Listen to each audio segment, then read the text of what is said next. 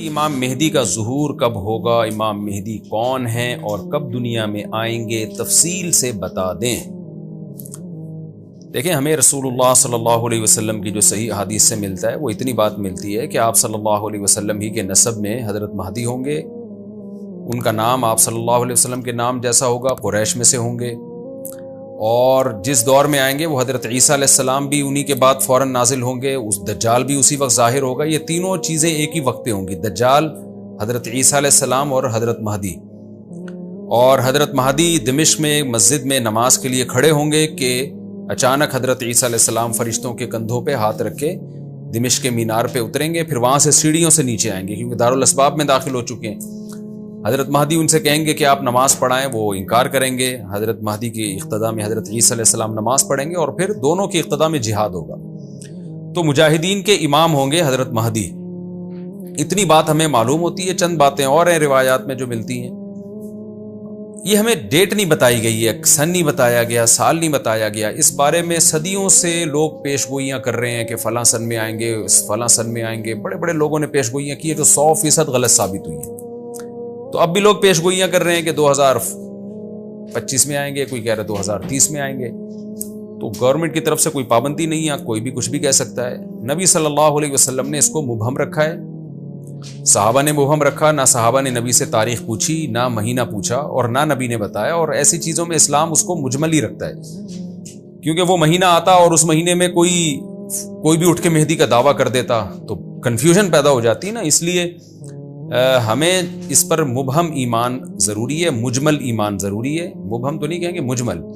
مجمل کا مطلب تفصیل ہمیں معلوم نہیں ہے، بس ہمیں پتہ ہے کہ ایک وقت آنے والا ہے قرب قیامت میں کہ حدیث میں آتا ہے خراسان سے ایک لشکر اٹھے گا اور اللہ اس کو فتح عطا فرمائیں گے۔ حدیث میں آتا ہے کہ مجاہدین لڑیں گے اور اتنی بڑی جنگ ہوگی کہ آپ صلی اللہ علیہ وسلم نے فرمایا کہ 1/3 مجاہدین اس میں جو لڑنے والے ہوں گے وہ شہید ہو جائیں گے، جو اس وقت کے سب سے افضل ترین شہداء ہوں گے، اور 1/3 مجاہدین وہ ہوں گے جو لڑائی کی شدت اور سختی کی وجہ سے میدان چھوڑ کے بھاگ جائیں گے۔ یہ وہ لوگ ہوں گے جن کی اللہ کبھی بھی توبہ قبول نہیں کرے گا، اور 1/3 ہوں گے جن کو اللہ دنیا پہ غلبہ عطا کرے گا، کفر پہ غلبہ عطا کرے گا۔ تو یہ اس وقت پھر حضرت مہدی کی قیادت میں جہاد ہوگا اور پوری دنیا میں امن قائم ہو جائے گا۔ حضرت عیسیٰ ابن مریم بھی اسی وقت نازل ہوں گے، دجال کو قتل کریں گے، اور ایک اور دفعہ، یعنی ایک دفعہ تو اسلام دنیا میں غالب آ چکا ہے، تو ایک اور دفعہ اسلام حضرت مہدی حضرت عیسیٰ ابن مریم کے ذریعے پوری دنیا میں غالب آ جائے گا، اور ہر طرف خیر ہی خیر ہوگی، جزیے کا نظام ختم ہو جائے گا، اور اللہ تعالیٰ اپنی برکتوں کو کھول دے گا، آسمان کی برکتیں، خوب بارشیں برسیں گی۔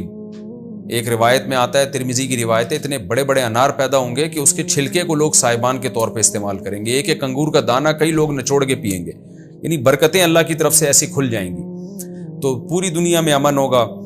تو یہ جو نبی صلی اللہ علیہ وسلم کی جو بعثت تھی نا، آپ صلی اللہ علیہ وسلم کی، وہ کیا تھی؟ قرآن میں آتا ہے لِيُظْهِرَهُ عَلَى الدِّينِ كُلِّهِ۔ آپ صلی اللہ علیہ وسلم کو دنیا میں اس لیے بھیجا گیا تاکہ آپ دین کو پوری دنیا میں غالب کر دیں۔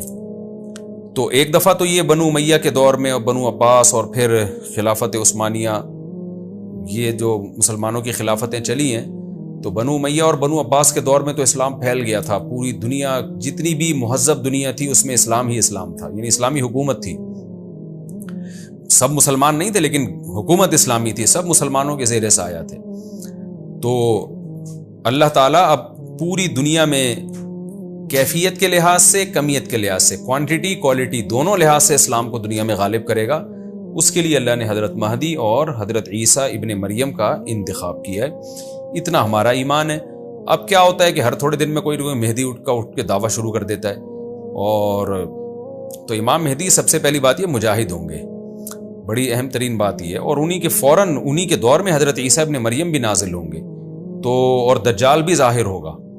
تو اس لیے یہ تینوں چیزیں ایک ساتھ ہیں، اس لیے ان کو پہچاننے میں اہل اسلام کو دشواری نہیں ہوگی۔ حضرت مہدی کو تو لوگ خود تلاش کریں گے، ان کی علامتوں میں سے یہ بھی ہے، وہ دعویٰ نہیں کریں گے، لوگ اہل اللہ، بزرگان دین، علماء ان کو خود تلاش کریں گے۔ آج لوگ خود دعویٰ کر رہے ہوتے ہیں حضرت مہدی ہیں، میں حضرت مہدی ہوں، تو وہ دعویٰ جو کرے گا اس کا مطلب وہ تو ہو ہی نہیں سکتا۔ تو اس لیے ہمیں اس ٹاپک کو ختم کر دینا چاہیے، اس سینس میں ختم کر دینا چاہیے کہ جو دعوے کر رہے ہیں نا کہ کل آ رہے ہیں، پرسوں آ رہے ہیں، فلاں سن میں آ رہے ہیں، اس سینس میں اس ٹاپک کو ہمیں ختم کر دینا چاہیے۔ ہاں جتنا احادیث میں ہے اس کو بیان کرنا چاہیے۔ اور جو لوگ بھی خلاف سنت ہوتے ہیں وہ تو حضرت مہدی ہو ہی نہیں سکتے۔ آج تو مہدی ہونے کا دعویٰ ایسے ایسے پاگل فضول قسم کے لوگ کر رہے ہیں، جو انسان ہونے کا دعویٰ کرنے سے پہلے ان کو سوچنا چاہیے کہ ہم انسان کے بچے بھی ہیں کہ نہیں۔